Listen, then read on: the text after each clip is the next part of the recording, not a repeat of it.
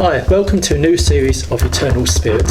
I'm Paul Salmon, I'm a spiritualist medium, and with me today is fellow medium, Leo Bonomo. Hi Leo. Hi Paul. Well, hello again. Yeah. Because you came on my show once in the past, Yes. but we've got a new episode, new series.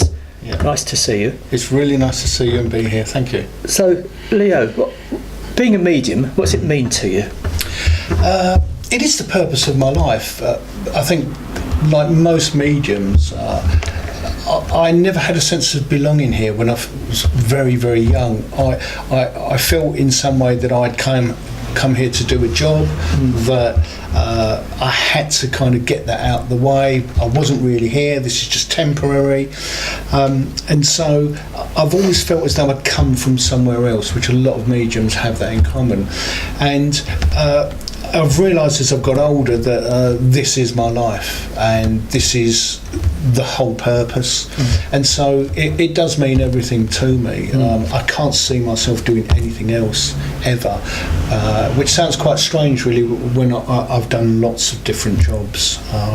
47 at the last count. I was going to ask you, what was your occupation before you became a medium? But directly before I became a medium, I was working on the underground maintenance. Were you? Yeah, and I did that for a couple of years, but I was a goldsmith for 18 years, hand making jewellery. I spent 9 years in insurance for a company which is now gone, taken over.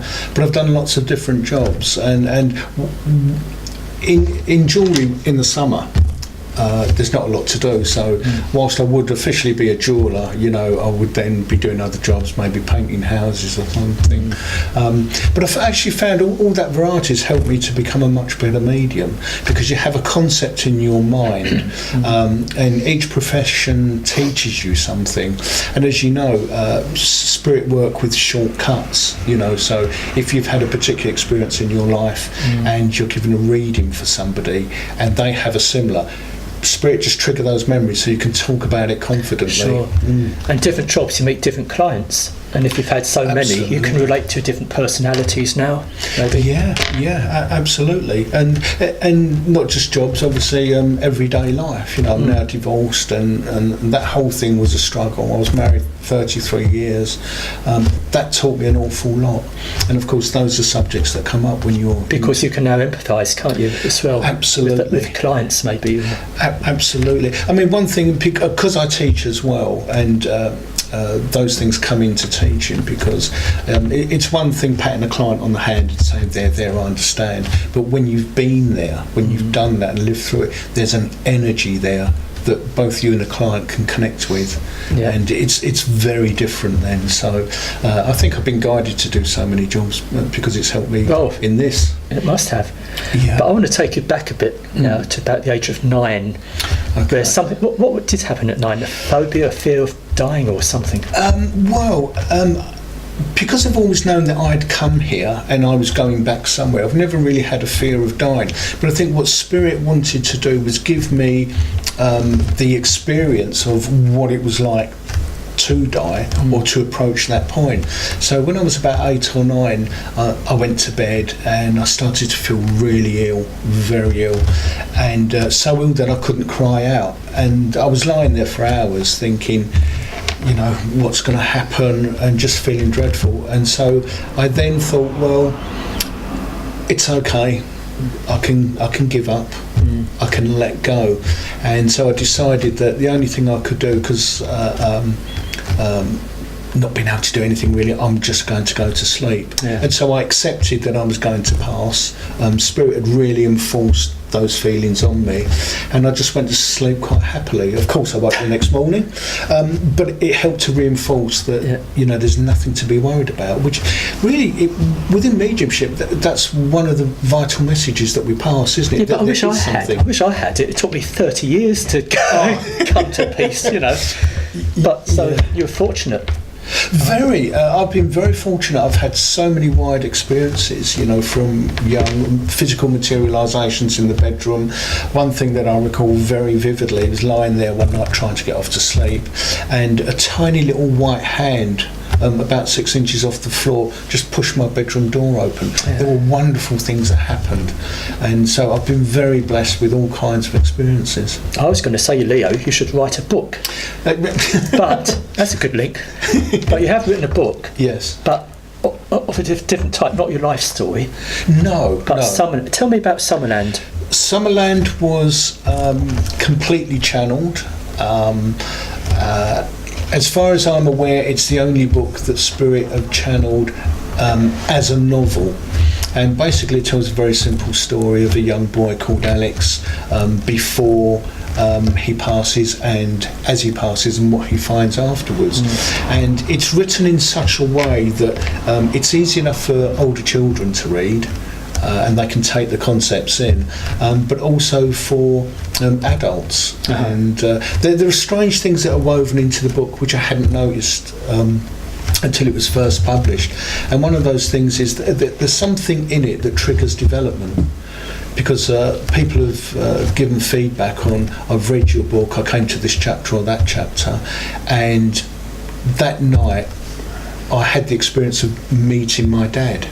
Right, okay. So it's there's something I can't quite pinpoint what it is. It triggers off. It does, and it was a high percentage. About 25% of the people that read the book started to report those kind of happenings. Good grief. Yeah. So it's quite. Yeah. For those who don't know, what do you mean by inspired?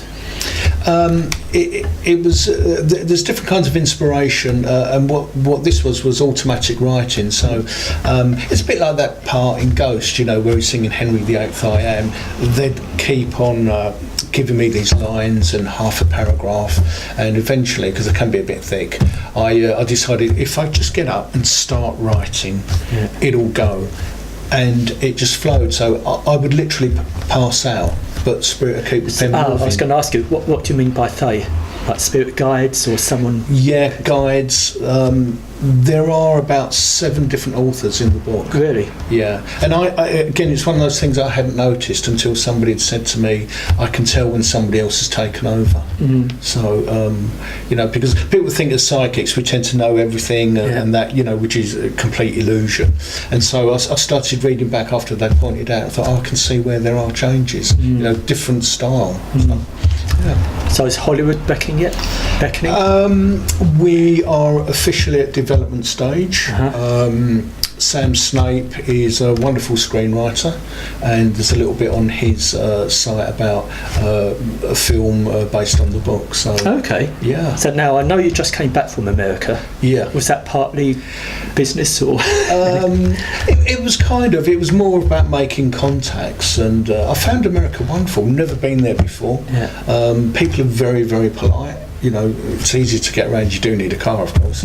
But I loved America. I've been invited to go back next year, but I've also been invited to go back. I'm the UK director of the ASSMPI, which is the American Society for Standards in Mediumship and Psychical Phenomena investigation. And so not next year, 2017, I'm invited over to talk at a convention they're having. So I'll be one of the chief speakers. So very proud and pleased of that. Yeah, excellent. What do you think of the standard of mediumship that you know of?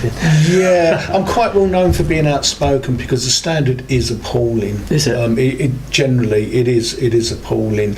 I've got favourite pet hates. One of them is when mediums ask questions, and I teach my students, if you're going to ask a question, ask the communicator in spirit. They have the answers. There was an article recently in the Psychic World a couple of months ago titled Throwing It Out There, which is what a lot of mediums do. And they just say, for example, I've got a gentleman named John, surname Smith, I'm over here somewhere.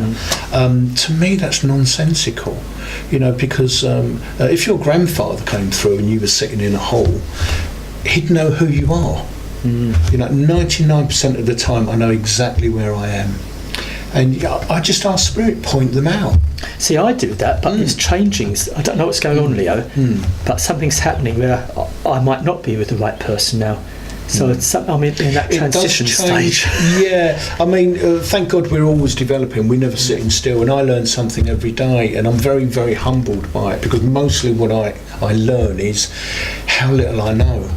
So it is humbling, but we do change, you know, and you'll find it will kind of revert. I'm very much in favour of being quite firm with the guides. So if they introduce a particular thing which gets a message across, then I just say to them, I like that, keep that. You know, so many people put guides on a pedestal. Talking about guides, a question just occurred to me actually as we're talking about this subject. Could it be a new guide that's trying to find their way if they're not sure where to go? Absolutely, guides need to be trained as well. Because maybe I've got a new guide who's trying to, you know, can't locate the person. Yeah, and again, I would just say, look, you know, you need to be a bit sharper on this. This is the way I work. This is what I like. That's what I need.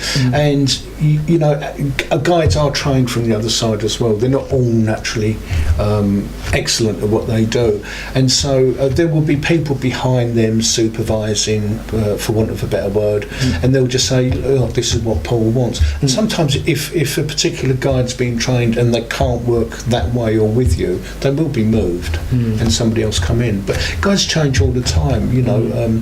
Some we have we have the main guide that's with us before life, during life and after life, but they change as we go through, and especially mediums, we have more guides, because you know, you'd have a guide that would help you with demonstrating, maybe writing, could be another guide. So I have several, and when I teach as well, it's kind of an understanding with my guides that somebody will just step in. So for example, that night it might be on philosophy or something, so you know, that guide's particular favourite subject. I want to get back to writing a minute. You're writing poetry, I believe. Yes, there's a book available from my site which is called A Book of Thoughts, and it's again completely channeled poems, some views of spirit, some anecdotal things from spirit, you know, and so there's a small mix there, but I think there are 54 poems in Really? it. Yeah. And how long has that been taking, like, to produce that many? Quite a few years. Yeah. In fact, the poem started. That book, Summerland, was written in 1987. Yeah. But the poem started years before that, and so they were scattered everywhere, and I had to collect them. Yeah. Okay, Leo. Before we go, what's coming up for Leo Bonomo? Lots more work. I'm very busy. That doesn't always translate into money, but I'm looking to expand a bit more, get into theatres myself, and do that. Yeah, I work very differently to most mediums, because I know exactly where I'm going. So you know, I don't like the throwing it out there method. No. But I also believe that as a spirit have taken energy to be there and deliver messages. You know, for me, an ideal reading is it answers everything without the need for asking. So a person should have everything answered. But of course, sometimes when you've touched on a subject, maybe work or something, it does raise questions. So I always invite questions. I think, while spirit are there, take advantage.